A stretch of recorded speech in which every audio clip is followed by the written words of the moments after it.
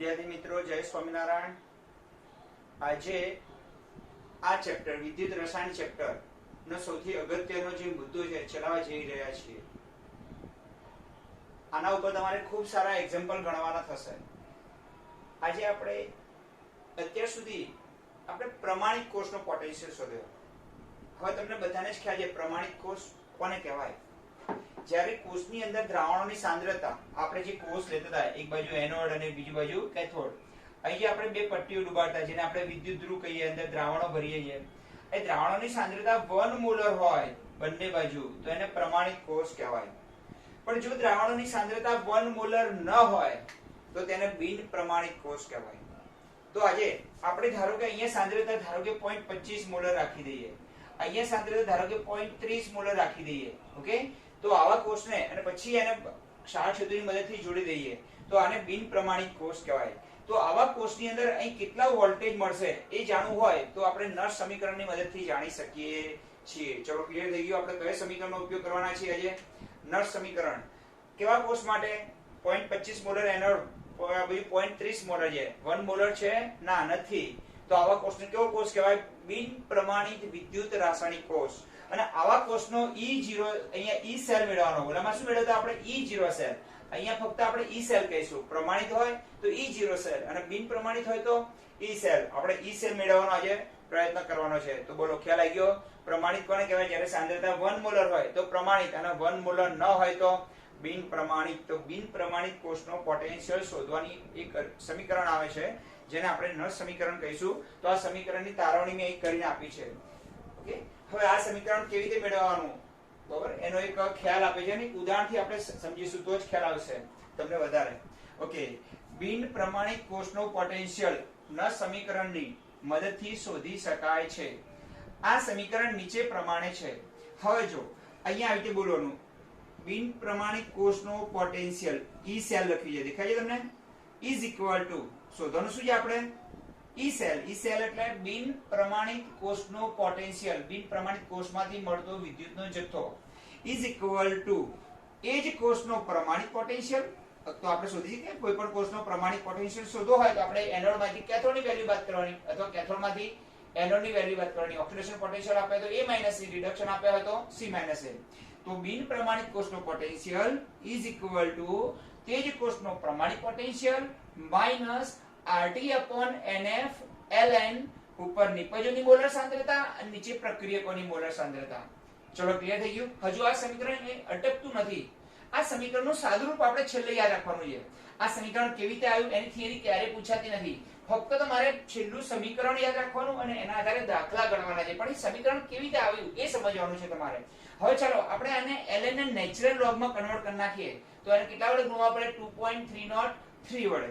તો કોષનો પોટેન્શિયલ પ્રમાણિત કે બિન પ્રમાણિત? તો બિન પ્રમાણિત, અને બોલવાનું બિન પ્રમાણિત કોષનો પોટેન્શિયલ ઇઝ ઇક્વલ ટુ પ્રમાણિત કોષનો પોટેન્શિયલ એનો જ પ્રમાણિત પોટેન્શિયલ માઈનસ અહીંયા 2.303 RT/NF log, ln માં શેમાં કન્વર્ટ કર્યું? log માં, તો કેટલા વડે ગુણવા પડે? 2.303 વડે, ઓકે।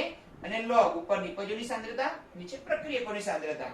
ચલો હવે આપણે આ બધામાં R અચળ હોય, R તો વાયુ અચળાંક છે, T તાપમાન છે, F તો ફેરાડે છે, ત્રણેયની વેલ્યુ અચળ છે, તો આપણે અને 2.303 પણ અચળ રહેવાના। તો 1 2 3 અને 4 આ ચાર વસ્તુ તો અચળ છે, તો અચળની વેલ્યુને આપણે ગુણી નાખીએ તો ઉપરના સમીકરણમાં R બરાબર 8.314 જૂલ પ્રતિ મોલ કેલ્વિન, ઓકે। T બરાબર 298 કેલ્વિન તાપમાન, ઓકે। ફેરાડે બરાબર 96487 લઈ શકો અથવા 96500 પણ લઈ શકાય, બરાબર, સરખું જ છે। ચલો આ ત્રણેયની કિંમત મૂકી દઈએ આપણે, તો અહીંયા આપણે સમીકરણમાં આટલો ભાગ છે ને એનું સાદુરૂપ આપી દઈએ આટલા ભાગનું, એટલે આપણું સમીકરણ સરળ બની જાય। તો 2.303 R બરાબર કેટલા લીધા આપણે? 8.314, T બરાબર કેટલા લીધા? 298 અને F બરાબર 96500। ચલો આ બધાનો આપણે સાદુરૂપ આપી દઈએ તો કેટલું આવશે? 0.059। તો આ બધાની જગ્યાએ શું મૂકી દઈએ આપણે? વારંવાર મોટી રકમો લખવી એના કરતા એની નાની રકમ લખી નાખીએ તો આ બધાની જગ્યાએ 0.059। તો 1 2 3 અને 4 આ ચાર અચળાંકોનું જ્યારે સાદુરૂપ આપ્યું આપણે, આ n ને નહીં ગણી અંદર, ઓકે। આ ચાર અચળાંકોનું જ્યારે સાદુરૂપ આપ્યું આપણે તો એનો જવાબ કેટલો આવ્યો? 0.059। તો કોષનો પોટેન્શિયલ બિન પ્રમાણિક કે પ્રમાણિક? તો બિન પ્રમાણિક કોષનો પોટેન્શિયલ ઇઝ ઇક્વલ ટુ તેજનો પ્રમાણિક પોટેન્શિયલ તે કોષનો માઈનસ 0.059 અપોન n log નિપજોની સાંદ્રતા અપોન પ્રક્રિયકોની સાંદ્રતા. ફરીવાર આ જ સૂત્ર તમારે 5 થી 10 વખત લખી નાખવું પડે. ચલો ફરીવાર બોલો. બિન પ્રમાણિક કોષનો પોટેન્શિયલ ઇઝ ઇક્વલ ટુ તેનો જ પ્રમાણિક potential minus 0.059 upon n log ઉપર નિપજોની સાંદ્રતા નીચે પ્રક્રિયકોની સાંદ્રતા. હવે તમને હવે આ તો સૂત્ર આ થિયરી બહુ યાદ રાખવાની કઈ જરૂર નથી. તમારે ખાસ સૂત્ર આવવાનું. સૂત્રનો ઉપયોગ કેવી રીતે કરવો એ સમજવા માટે એક એક્ઝામ્પલ આપણે લઈશું. ઓકે, એક્ઝામ્પલ જ્યાં સુધી નહીં કરીએ ત્યાં સુધી આપણે સૂત્રનો ઉપયોગ ખબર પડશે નહીં. ઓકે, તો તમે ધ્યાનથી જોજો. હું એક્ઝામ્પલ એક જ ગણીશ. તમને એક એક્ઝામ્પલ પર ગણું કે 1000 એક્ઝામ્પલ ગણું, તમને પહેલું આવડશે તો બીજું આવડશે. અને એક એક્ઝામ્પલ તમે જોયા પછી જાતે ગણવાનો શું કરવાનો છે? પ્રયત્ન. ખાસ તમારે યાદ શું રાખવાનું? યાર નસ સમીકરણ. ચલો આ કેવી રીતે શોધાય તો ખબર છે ને? પ્રમાણિક પોટેન્શિયલ a - c કરવાનો અથવા c - a. તમારી સામે એક રકમ લખું છું. ચલો જવા દો બધું. ખ્યાલ આવી ગયો? આપણે શું યાદ રાખવાનું આ થિયરીમાં? માત્ર નસ સમીકરણ રાખવાનું હોય જેની મદદથી આપણે કોઈ પણ બિન પ્રમાણિક કોષનો પોટેન્શિયલ શોધી શકાય. ઓકે, આપણે ચલો એક ઉદાહરણ લઈએ તમારી સામે.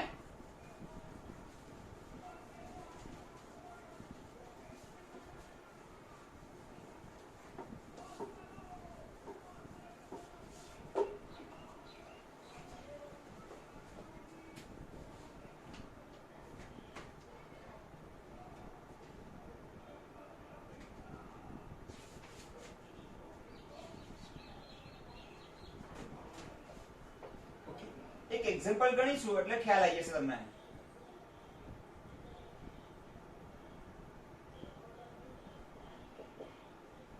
કે એક્ઝામ્પલ ની રકમ અહીંયા લખું છું નીચે.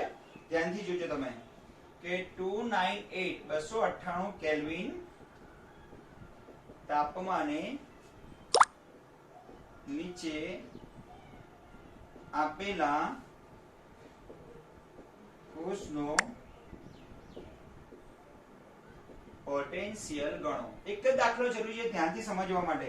ઓકે, કોષનું સાંકેતિક નિરૂપણ આપવું જોઈએ. Zn સોલિડ ઓબ્લિક Zn+2 કેટલા મોલર સાંદ્રતા છે આની? 0.6 મોલર. વારંવાર એકવાસ નહીં લખશો તો ચાલશે. અહીં આપણે એકવાસ લખીએ છીએ ને, નહીં લખો તો ચાલશે. ઓકે, પછી એનોડ, પછી સામે સોલ્ટ બ્રિજ આવી ગયો. સોલ્ટ બ્રિજ પછી શું આવશે? સામે કેથોડ આવશે. ઓકે, તો Cu+2 એની સાંદ્રતા છે 0.3 molar. Okay, oblique CO solid. આ પ્લસ અને આ બાજુ માઈનસ, કારણ કે આ એનોડ છે અને આ કેથોડ છે. ઓકે, હવે તમને આ બંનેની આપણે વેલ્યુ તો ખબર જ છે ને કે Zn નો કેટલા વોલ્ટેજ છે આપણે ઓક્સિડેશન પોટેન્શિયલ આપવું. તથા હજુ પણ એને રકમમાં કંઈક આપી દીધું છે કે પ્રમાણિત Zn/Zn+2 બરાબર +0.76 વોલ્ટ. ઓકે, અને પ્રમાણિત Cu કોપરનો oxidation potential is equal to -0.34 volt છે. ઓકે, આ એની રકમ થઈ ગઈ. ચલો તમારી પાસે આવી ગયો રકમની અંદર આટલું કે કોષ આપે છે, કોષનું સાંકેતિક નિરૂપણ આપ્યું છે, એમાં એનોડ અને કેથોડ. હવે આને પ્રમાણિક ગણો કે બિન પ્રમાણિક ગણો? ચલો એનોડ બાજુ સાંદ્રતા 1 મોલર છે ના, 0.6 મોલર છે. અને કેથોડ બાજુ કેટલી છે? 0.3 મોલર છે. તો આને કેવો કોષ ગણાય? પ્રમાણિક કે બિન પ્રમાણિક? ઓકે, બિન પ્રમાણિક ગણાય. એ સિવાય એનોડ અને કેથોડની અર્ધકોષની કઈ વેલ્યુ આપી છે? ઓક્સિડેશન પોટેન્શિયલ આપે છે. તો આપણા સમીકરણની અંદર પહેલા જ તમારે E0 સેલ શોધી કાઢવાનો. E0 સેલ એટલે એ કોષનો પ્રમાણિક પોટેન્શિયલ શોધવાનો. તો પહેલું સ્ટેપ આપણે લખી નાખીએ. શું શોધી કાઢીએ? એનો પ્રમાણિક પોટેન્શિયલ. ચલો અહીંયા પહેલું જ નંબરનું સ્ટેપ. E0 સેલ ગણવા માટે કઈ સૂત્ર વાપરશો? ચલો એનોડનો પણ ઓક્સિડેશન પોટેન્શિયલ આપે છે અને કેથોડનો પણ ઓક્સિડેશન પોટેન્શિયલ આપે છે. જ્યારે બેના ઓક્સિડેશન પોટેન્શિયલ આપેલા હોય, પ્રમાણિત અર્ધકોષના ઓક્સિડેશન પોટેન્શિયલ આપેલા હોય. પ્રમાણિત અર્ધકોષનો ઓક્સિડેશન પોટેન્શિયલ એટલે ઝિંકનો ઓક્સિડેશન પોટેન્શિયલ અને કોપરનો ઓક્સિડેશન પોટેન્શિયલ. તો કઈ સૂત્ર વાપરવાનું? એનોડમાંથી કેથોડની વેલ્યુ બાદ કરવાની, કેથોડમાંથી એનોડની. A - C કે C - A? મનમાં બોલો જો. A - C. ફાઇન. ચલો હવે આપણે A - C કરી નાખીએ. તો પ્રમાણિત પોટેન્શિયલ ઇઝ ઇક્વલ ટુ પ્રમાણિત oxidation potential of anode minus પ્રમાણિત ઓક્સિડેશન પોટેન્શિયલ ઓફ કેથોડ. ચલો ક્લિયર થઈ ગયું? યસ ઓર નો? જરૂર પડે તો કેલ્ક્યુલેટર પર તમારો ઉપયોગ કરવાનો છે. ઓકે, ચલો હવે અહીંયા ઓક્સિડેશન પોટેન્શિયલ કઈ રીતે લખાય? તો પ્રમાણિત Zn ઓબ્લિક Zn+2 માઇનસ પ્રમાણિત ઓક્સિડેશન પોટેન્શિયલ ઓફ કોપર. ચલો ખબર પડી ગઈ. આ તો આપે છે ઝીંક નો કેટલા વોલ્ટ આપે છે બેટા 0.76 વોલ્ટ. ના બાજુ માઈનસ 0.34 વોલ્ટ. તો માઈનસ માઈનસ શું થઈ જશે? પ્લસ થઈ જશે. એટલે કેટલા વોલ્ટ આવશે? 1.1 વોલ્ટ આવી ગયું. શું મળી ગયું આપણને? પ્રમાણિત પોટેન્શિયલ. ચલો એ તો આપણે મેં કહ્યું હતું તમને કે જ્યાં સુધી તમને પ્રમાણિત પોટેન્શિયલ શોધવાના દાખલા નહીં આવડે ત્યાં સુધી આગળ નળ સમીકરણનું એક્ઝામ્પલ ને ચલો આ વસ્તુ શોધી કાઢીએ. આપણે કેટલા વોલ્ટ મળ્યા? 1.1. હવે આ પાછળના પદને મૂકવાનો શું કરીએ આપણે? પ્રયત્ન. ચલો ખબર પડી ગઈ. તો પહેલા નંબરે શું ગણી નાખવાનું તમારે? કોષનો પ્રમાણિત પોટેન્શિયલ ગણી નાખવાનો. અથવા તમને આપી દીધેલો હોય પ્રમાણિત પોટેન્શિયલ ગણવાનો હોય તો શું થયેલો હોય? આપેલો હોય. ચલો આગળ ગણીએ. હવે દાખલો આપણે ચલો પહેલું સ્ટેજ પતી ગયું. હવે બીજા સ્ટેજમાં રાસાયણિક પ્રક્રિયા લખવાની તમારે. શું લખવાની? એની રાસાયણિક પ્રક્રિયા. ચલો એનોડ બાજુ કઈ પ્રક્રિયા થશે? બીજા નંબરે એની રાસાયણિક પ્રક્રિયા લખવાનો હંમેશા પ્રયત્ન કરવાનો. રાસાયણિક પ્રક્રિયા. ચલો ક્લિયર. ચલો રાસાયણિક પ્રક્રિયા લખવા માટે એનોડ બાજુ કઈ પ્રક્રિયા થશે? એનોડ બાજુ થશે Zn માંથી શું બને છે? Zn+2. કેટલા ઇલેક્ટ્રોન ગુમાવશે? 2 ઇલેક્ટ્રોન. તો Zn solid gives Zn+2 + 2 electron. ચલો ક્લિયર થઈ ગયું. કેથોડ બાજુ શું થશે? રિડક્શન થશે. Cu માંથી શું બનશે? Cu+2 માંથી શું બનશે? Cu. એનોડ પછી કેથોડ. કેથોડમાં Cu+2 + 2 ઇલેક્ટ્રોન્સ gives Cu. ચલો આખી પ્રક્રિયામાં કેટલા ઇલેક્ટ્રોનનો ફેરફાર થયો? 2. તો n બરાબર કેટલા થશે? n એટલે ઇલેક્ટ્રોનમાં થતો ફેરફાર. તો અહીં લખી નાખીએ આપણે Zn solid + Cu+2 gives. આ બાજુ આવશે Zn+2 અને પ્લસ અહીં આવશે Cu. ચલો ક્લિયર થઈ ગયું. આ સોલિડ છે. આ એક્વાયસ. આ પણ કેવું છે? એક્વાયસ છે. આ પ્રક્રિયકો કહેવાય. આ નિપજો મળી ગઈ આપણને. જો આને શું કહીશું? આ બંનેને પ્રક્રિયક. તો સામે આ બંને શું મળી ગઈ? નિપજ. અને n બરાબર કેટલા મળ્યા? 2 મળ્યા. ઇલેક્ટ્રોનમાં થતો ફેરફાર. હવે ત્રીજા નંબરે તમારે આ સેકન્ડ નંબર આટલું કરતા આવડવું જોઈએ તમને. ઓકે ત્રીજા નંબરે નળ સમીકરણ લખી નાખો અને એમાં વેલ્યુ મૂકી દો. એટલે શું થઈ ગયું? પૂરું થઈ ગયું. ઓકે ચલો નળ સમીકરણ કયું હતું આપણી પાસે? કે કોઈ પણ કોષનો બિન પ્રમાણિત કોષનો પોટેન્શિયલ = કોષનો પ્રમાણિત potential minus 0.059 n log anode ઉપરની સાંદ્રતા, મોલારિટી સાંદ્રતા અને નીચે સોરી પ્રક્રિયકોની સાંદ્રતા, નિપજોની સાંદ્રતા અને અહીંયા આવશે પ્રક્રિયકોની સાંદ્રતા, મોલર સાંદ્રતા. ચલો ખબર પડી ગઈ. નિપજોમાં કોણ છે? Zn+2 છે ને? હાથવાના. ઓકે અહીંયા નિપજોની સાંદ્રતા Zn Cu+2 અને આ બાજુ Zn+2 અને Cu. ચલો ક્લિયર થઈ ગયું. તો આ બાજુ કોની સાંદ્રતા આવશે? ઉપર નિપજોની. નીચે કોની આવશે? પ્રક્રિયકોની સાંદ્રતા. ચલો ક્લિયર. હવે દાખલામાં આપણે ઈ સેલ તો ખબર જ છે કેટલા વોલ્ટ છે? 1.1 વોલ્ટ. 0.059 n એટલે ઇલેક્ટ્રોનમાં થતો ફેરફાર. કેટલા ઇલેક્ટ્રોન ગુમાયા? 2. મેળવ્યા પણ કેટલા? 2. તો અહીંયા આવશે 2. અહીંયા log નિપજોમાં કોણ છે? જો આ નિપજોમાં Zn+2 છે. તો ઉપર કોની સાંદ્રતા આવશે? Zn+2 ની. કેટલી આવશે? 0.6 મોલર. ચલો આમ ન ફાવે એક સ્ટેપ વધારે મૂકીએ. આ બે પ્રક્રિયક કહેવાય. આ જે રાઉન્ડ આપું છું તમને દેખાય છે? આ શું છે? પ્રક્રિયકો. અને આ શું છે? નિપજો. નિપજોમાં 2 છે પણ આપણે ક્યારે કઈ અવસ્થાને ધ્યાનમાં નથી લેતા? ઘન અવસ્થાને સોલિડ ને ધ્યાનમાં લેતા નથી. તો આપણે એક્વાસ ને ધ્યાનમાં લઈએ. એક્વાસમાં કોણ છે? Zn+2. તો અહીં ઉપર કોની સાંદ્રતા આવશે? Zn+2 ની સાંદ્રતા. અને નીચે કોની આવશે? Cu+2 ની સાંદ્રતા. ઓકે મૂકી દઈએ. ચલો અહીંયા આવશે 1.1 વોલ્ટ is minus 0.059 upon એટલે 0.0296 0.0296 અહીંયા log Zn+2 ની સાંદ્રતા કેટલી છે? 0.6 અને નીચે કેટલા છે? 0.3 એટલે 0.6 ભાગ્યા 3 એટલે log 2 થઈ જાય. અને log શોધતા મેં તમને ધોરણ 11 માં સાહિત્ય શીખવાડેલું છે. 0.0296 અહીંયા log કેટલા થઈ જશે? 2. એ બેનો શું કરવાનો? log શોધી નાખવાનો. પછી આ બેનો શું કરી નાખવાનો? ગુણાકાર. 1.1 માંથી શું કરવાના? એને બાદ કરી નાખવાના. ચલો શોધી કાઢો બેનો log. આમ તો 0.3010 થાય પણ આપણી શંકા એ હોય તો આપણે શું કરવાનું? એને ગણી નાખવાનું, જોઈ લેવાનું એક વાર કે 0.3010 થાય છે કે નહીં.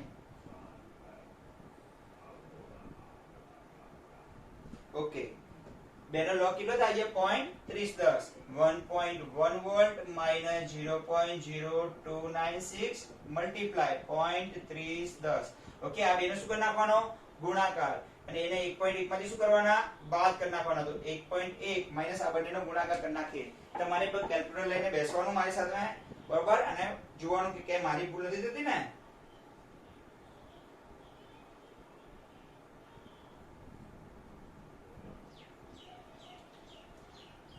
0.0089 ઓકે અને એને શેમાંથી બાદ કરી દેવાના 1.1 માંથી એટલે આવશે 1. જોઈ લો જરા કેલ્ક્યુલેટરમાં ક્યાંય ભૂલ ના મેથડમાં ભૂલો નહીં હોય તો નહીં ચાલે પણ કે કેલ્ક્યુલેટરમાં ભૂલ થઈ હોય તો તમારે ચેક કરી લેવાનું હું ઉતાવળમાં જોતો હોય કે મારાથી ભૂલ થઈ જાય ઓકે જોઈ લઈએ આપણે દાખલો ફરીવાર જોઈ લઈએ અને બીજો પણ એક એક્ઝામ્પલ ગણવાનો શું કરીએ આપણે પ્રયત્ન કરીએ ચલો આખો દાખલો ફરીથી સમજીએ આપણે અને બીજા બે ત્રણ એક્ઝામ્પલ ગણીએ એક મેં તમને કોષ આપેલ છે જો હવે તમને રાઉન્ડ આપીને સમજાવું આ એક કેવો કોષ છે પ્રમાણિત કે બિન પ્રમાણિત કારણ કે સાંદ્રતા 0.6 મોલર છે અહીંયા 0.3 મોલર એ સિવાય એનોડ નો ઓક્સિડેશન પોટેન્શિયલ આપે છે અને કેથોડ નો પણ ઓક્સિડેશન પોટેન્શિયલ આપે છે અને એવું કહે છે કે આ કોષનો પોટેન્શિયલ શોધો તો આ તો બિન પ્રમાણિત કોષ છે ઓકે તો એનો પોટેન્શિયલ શોધવા માટે પહેલા પ્રમાણિત કોષનો પોટેન્શિયલ એક પ્રમાણિત કોષનો સુધી કરીએ પોટેન્શિયલ તો પ્રમાણિત કોષનો potential is equal to oxidation potential of anode minus oxidation potential of cathode anode માંથી કોની વેલ્યુ બાદ કરી મેં કેથોડ ની વેલ્યુ બાદ કરી ચલો એનોડ કોણ છે ઝિંક તો ઝિંક નો ઓક્સિડેશન પોટેન્શિયલ અને કેથોડ માં કોણ છે કોપર તો કોપર નો ઓક્સિડેશન પોટેન્શિયલ ઓકે કેથોડ એટલે કોપર છે તો કોપર નું શું લખવાનું oxidation potential 0.76 volt minus point એટલે કેટલા વોલ્ટ મળી ગયા ECl મળી ગયો આપણને હવે બીજા નંબરે તમારે રિએક્શન લખવાનું શું કરવાનું પ્રયત્ન કરવાનો ચલો એનોડ બાજુ Zn માંથી શું બને છે